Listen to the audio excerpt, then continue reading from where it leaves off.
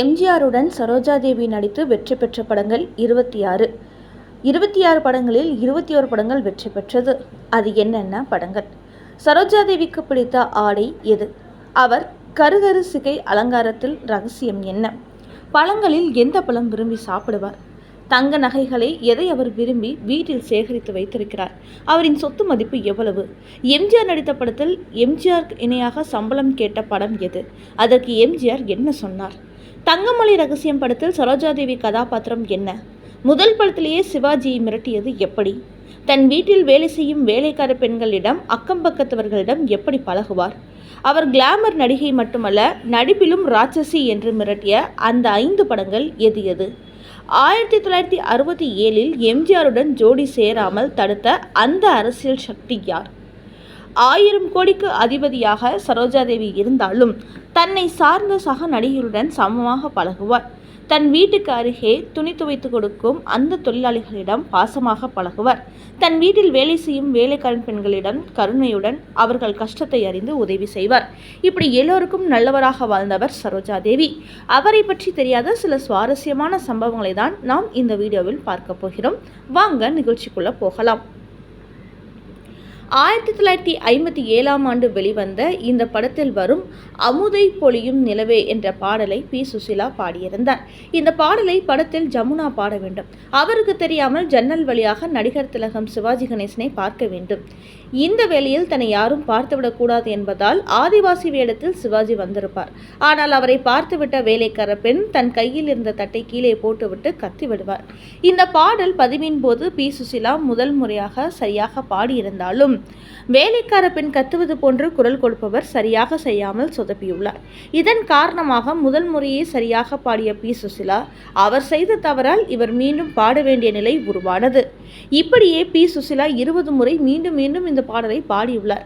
அதன் பிறகே அந்த பெண் சரியாக கத்த பாடல் பதிவு முடிந்துள்ளது.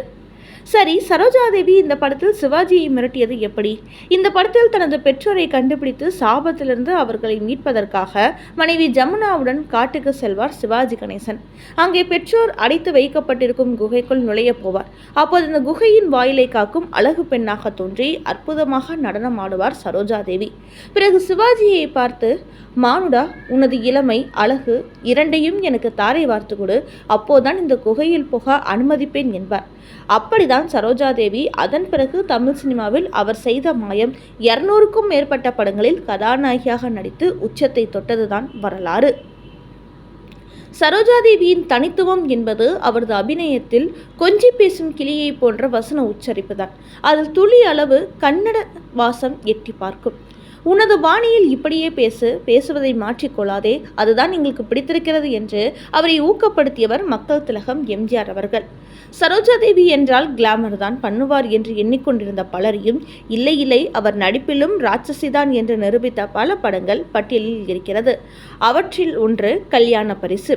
இயக்குனர் கே. பாலச்சந்தர் இயக்கிய தாமரை நஞ்சம், கே. எஸ். கோபாலகிருஷ்ணன் இயக்கிய குலவிளக்கு, புதிய பறவையில் லதாவாகவும், இருவர் உள்ளத்தில் சாந்தா டீச்சராகவும் நடிப்பில் பரிணாமம் தொடர்ந்திருப்பார் சரோஜாதேவி.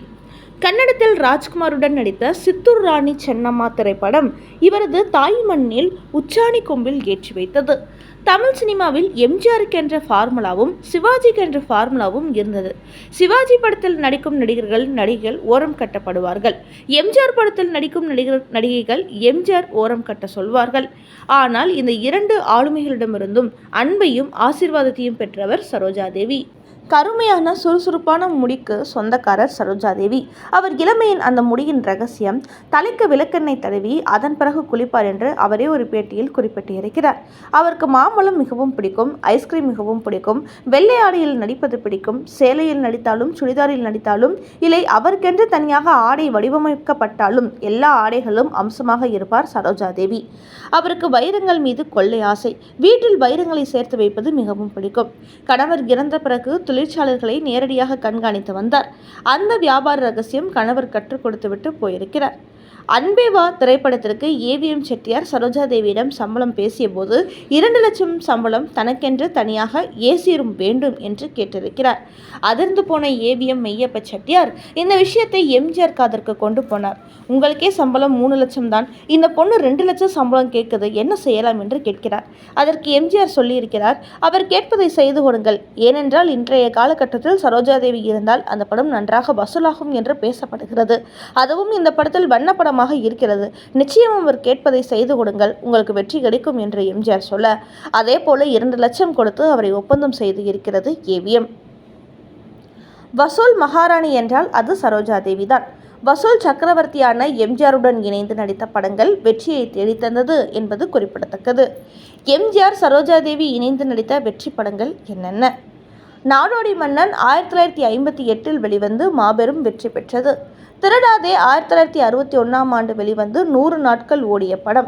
தாய் சொல்லி தட்டாதே 1961 அந்த ஆண்டு பொங்கலுக்கு வெளிவந்து மாபெரும் வெற்றி பெற்றது. பாசம் 1962 நல்ல படமாக இருந்தும் படத்தின் இறுதியில் எம்ஜிஆர் இறந்து விடுவது போல காட்டியதால் படம் தோல்வியடைந்தது. பாடல்கள் எல்லாம் ஹிட் அடித்தது. தாயை காத்த தனியன் 1962 ஆண்டு வெளிவந்தது. இந்த படம் வெற்றி பெற்றது. மாடப்புறா 1962 இந்த படம் அவசரமாக தயாரித்து கதை சரியில்லாததால் படம் தோல்வியடைந்தது. குடும்பத் தலைவன் 1962 ஆண்டு வெளிவந்து வெற்றி பெற்றது. தர்மம் தலைகாக்கும் 1963 ஆண்டு வெளிவந்து வெற்றி பெற்றது. பெரிய இடத்து பெண் 1963 ஆண்டு வெளிவந்து வெற்றி பெற்றது. பணத்தோட்டம் 1963 ஆண்டு வெளிவந்து வெற்றி பட்டியலில் இடம் பிடித்துள்ளது. நீதிக்கு பின் பாசம் 1963 ஆண்டு வெளிவந்து வெற்றி பெற்றது. தெய்வத்தாய் 1964 ஆண்டு வெளிவந்து வெற்றி பெற்றது. படகோட்டி 1964 ஆண்டு வெளிவந்து வெற்றி பெற்றது. என் கடமை 1964 இந்த படத்தில் பாடல்கள் நன்றாக இருந்தும் அரசியல் சூழ்நிலையால் படம் பேசப்படவில்லை. தாயின் மடியில் 1964 இந்த படமும் பேசப்படவில்லை.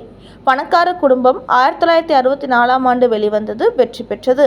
எங்க வீட்டு பிள்ளை 1965 ஆண்டு வெளிவந்தது வெற்றி பெற்றது.